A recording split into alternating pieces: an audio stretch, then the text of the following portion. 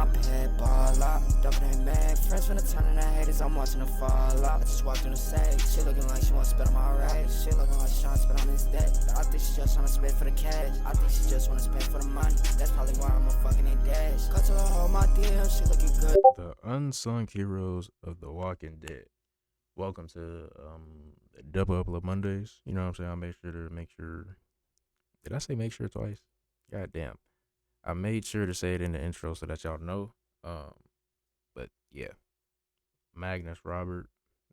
Y'all could go check him out in the description down below. Like every other reaction we do, we always leave the original videos channel in the description down below so that y'all can go show love and support. And, so that I can give credit to. You know what I'm saying? Some niggas are like, hey, bro, you not giving me you watching my shit without my permission or whatever the fuck. But yeah, I'm yapping, saying bullshit. I don't want to keep talking, so let's get into it. There are a lot of characters in The Walking Dead.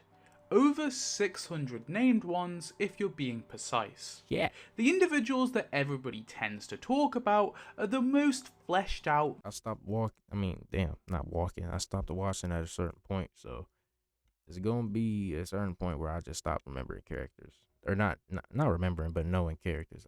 I'm gonna probably be like, who this or who the fuck? Main or recurring characters. But I've been a fan of those folks that lurk in the background, the ones only diehard fans discuss. So today I want to focus on the unsung heroes, characters in the Walking Dead main television show that do not get the credit they deserve from the fandom for their actions, some of which ultimately saved our favourite characters' lives. There's a lot of people who meet my criteria, so to limit myself, I've only picked one character per season of the show. Oh, okay. So okay. I like this. I'll say this.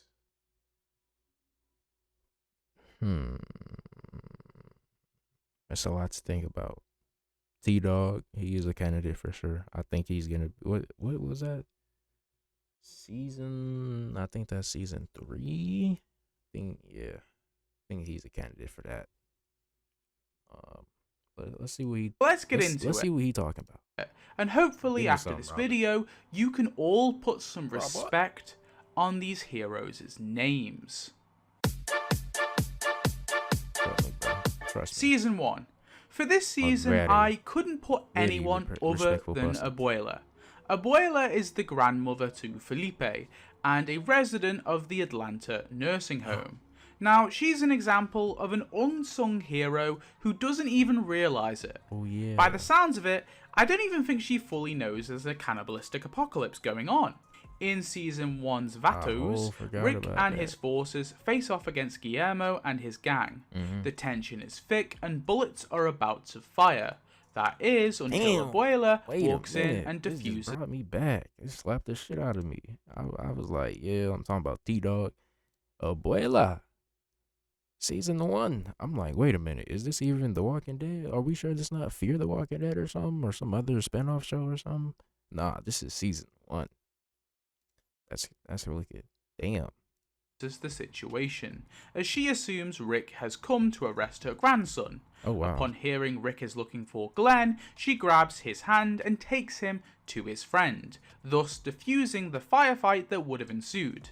If Abuela didn't walk into that room and into the line of fire, it's highly likely that bullets would have flown, and judging by the sheer amount of Vatos, I don't think Rick, Glenn, T-Dog and Daryl would have made it out alive. With them dead, there is no reinforcements at the Atlanta camp, and I imagine more folks there would have died.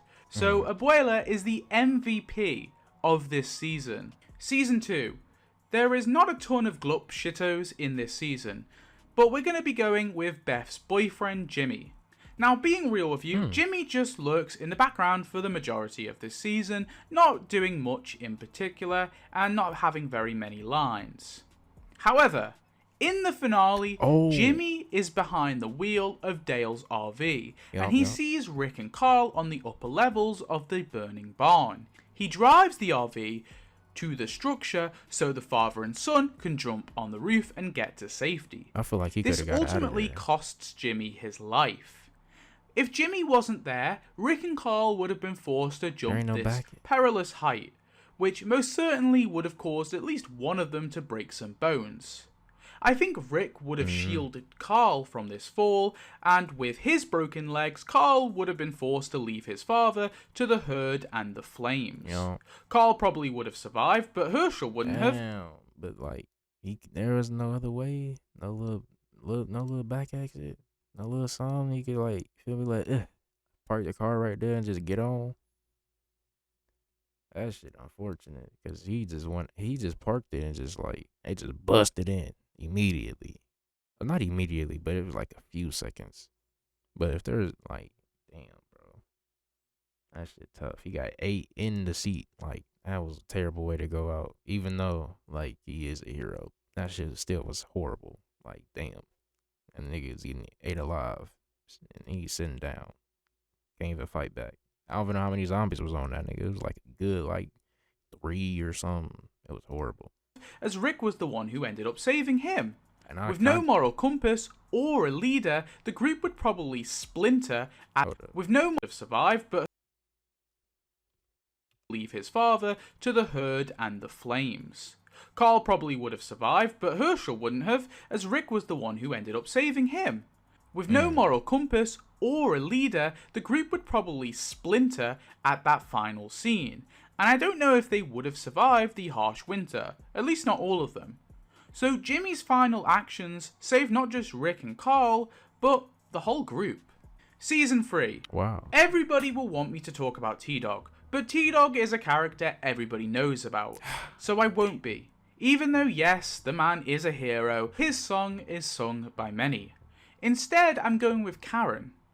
Karen was one of the only outspoken residents at Woodbury. She disagreed with the governor enlisting children, standing forth to defend Noah, this kid who apparently was her student when she was a teacher. See, hold on. See, I'm watching. See, I think I've told y'all this before, but I'm watching reaction channels like watch these like different animes and shows and shit, and I'm watching The Walking Dead with this other reaction channel, and I'm right around this area, like Governor era or Arc, and like it kind of just started. So I wasn't expecting this. I was expecting T-Dog, but I guess it's all good though. In the finale, It's all she good. flees the battle of the prison, It's straight. voicing her disagreement with the war effort to the governor's face. And after he starts firing on his ugly own as shit. people, she stealthily is able to hide herself under a body. Later on, she reveals herself when Rick and his forces arrive. Another brave act, as to her, these people were monsters. She took a risk there. And just to add on top of that, she stands up and disarms the firefight with Tyrese, who was guarding the wall of Woodbury when she heads there with Rick and company, thus bridging that gap between the two communities and establishing peace. Nice. No Karen would mean Rick and the others would not be aware of the governor's massacre, and would likely go into Woodbury guns a-blazing, killing Tyrese and Sasha in the process, and maybe even some of the elderly folk who would have taken up arms. No Tyrese means Judith is dead too. So Karen was a real one, and she needs some respect. She's cursed with that name after all, so come on guys, give her some credit. Season 4 is gonna be Julio.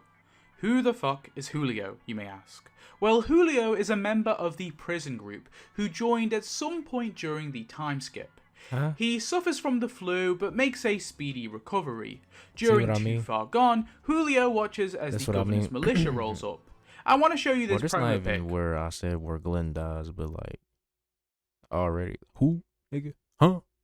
Who is this? Who are you, nigga? Who are you, nigga? Invader Zim and his. Who are you? All the goats are here. Who are Maggie, you? Beth, I am. Rick, Daryl, Carl, Tyrese, and Julio. Photobombing the pic there. Dude thinks he's a main character.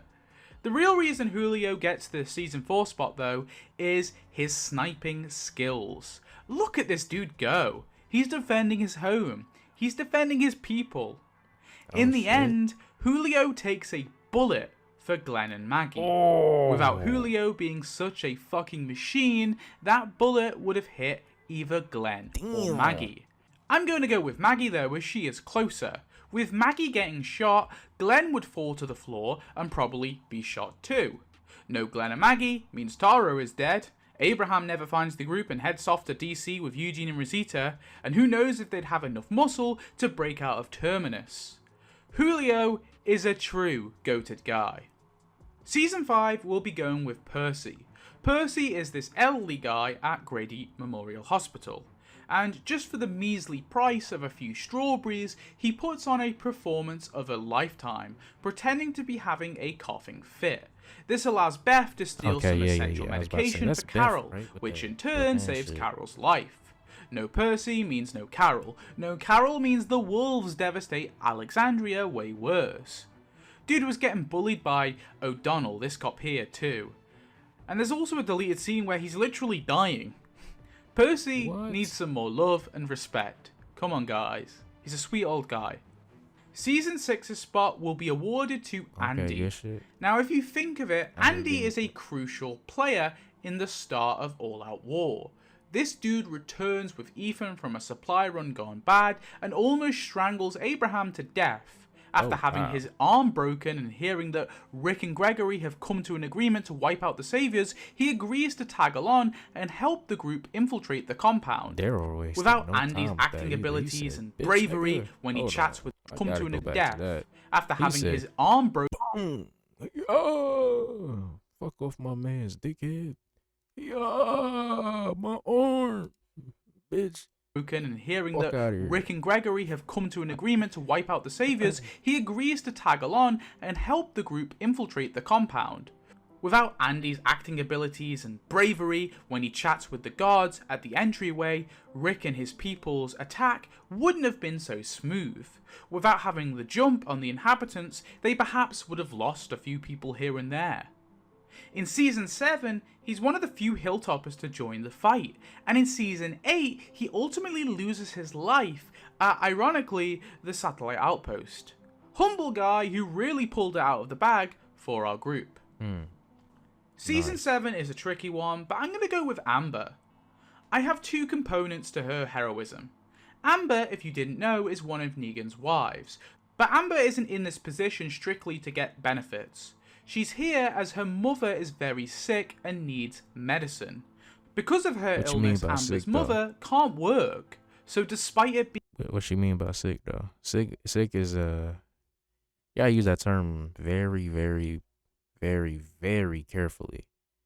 Sick is very different in today's day and age. And I'll say this. The show looks... I don't... What season? This season, what? 7? This just look good. Still, it looks very good. Yeah, this season 7.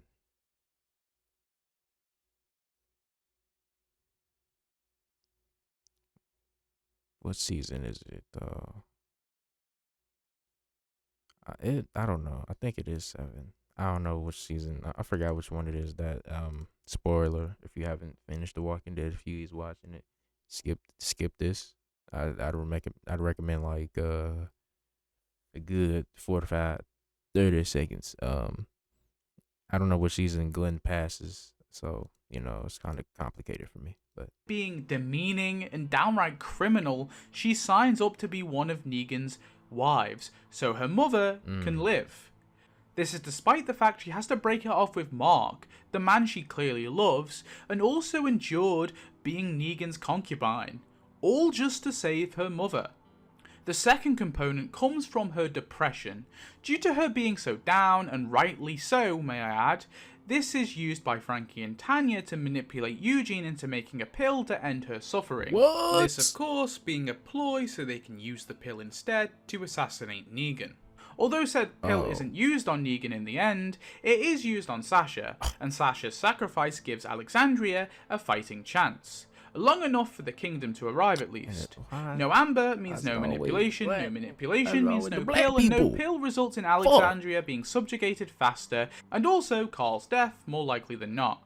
So Amber, you're a hero even if you don't know it. Yeah, sadly Amber ends up just disappearing after Season 8. I hope she's alive somewhere, and her mother's okay too. Season 8 is an out there one, but I am selecting Savior 31. Yeah, an unnamed background dude. Now, why am I choosing him? First, let me explain what we know about this guy. He is one of the people captured at the satellite outpost, although you never see him there, as weirdly, they didn't reuse the extras in the prisoner of war camp at this dive bar set piece. Poor dude had his arm amputated, clearly not doing so hot. He gets this spot because of his final actions. Walkers are heading into this location, Rick is begging to be let loose, but Jared refuses and is seconds away from gunning both Rick and Morgan down. That's when Savior 31 comes into action. And despite Rick and his people capturing him, which has now led to him losing an arm, he chooses to attack his companion. Obviously in part because Jared was about to kill him. This means he loses his life as his back has now been turned from the walkers and he's grabbed and eaten. Now yes, Riley, this guy here, does free them from their bounds, but without Savior 31 that doesn't matter, as Rick and Morgan would have eaten a bunch of bullets. Losing these two guys is such a devastating blow to their side, and that would mean more losses for certain. It would also spell the death of Negan. And on top of that, think of how many people Morgan saves in Fear the Walking Dead. Savior 31 is a real one. Give him the love, people. Give him the love. Season 9 is another tricky one. There's a fair few people I could give it to, but I'm going to be nominating this hero prize to DJ. Really is a lot of DJ is a savior first debuting in Season 8, who at the start of Season 9 joins the work camp, and I'll be real, he's a prick. He helps to stir up tension, he assists in the ambush on Carol and Rick, he participates in the shootout at the camp. However, this dude redeems himself after the skip. He joins Alexandria and is a key member. He helps to transport Magna and her group to the hilltop. But in the penultimate episode, this guy misses out on the fair to patrol and protect the roads. Now yes, before you comment, Ozzy and Alec are also heroes, but don't forget they were doing this for a transaction. They wanted to trade at the fair and they wanted to see that movie. There was some selfish gains, even though yes, they still were heroes. DJ though was doing this purely because he was a loyal protective dude. He joined the highwaymen on their patrols when he probably didn't have to. I mean, that was the deal after all. This was the highwayman's gig. Protect the damn roads. This leads DJ to discovering the barn and the captured coalition members. He could have ran, he could have hid, but no. DJ charged in there to try to save them, likely knowing they were definitely outnumbered, but it was worth it to him for that chance. He had a whole This cost switch up. DJ his head. Oh. Although DJ not being there wouldn't change much, his arc is absolutely crazy, and he died one of the most heroic deaths. He had a crazy R.I.P. King, you were a douche, but you made up for it in the end. Season 10. This one is for Oscar. No. Who is Oscar? Went from attacking Rick and Carol to literally having a heroic sacrificial death and trying to, or not even trying, but saving people. Covering the barn and the captured coalition members. He could have ran, he could have hid, but no. DJ charged in there to try to save them, likely knowing they were definitely outnumbered, but it was worth it to him for that chance. This cost DJ his head.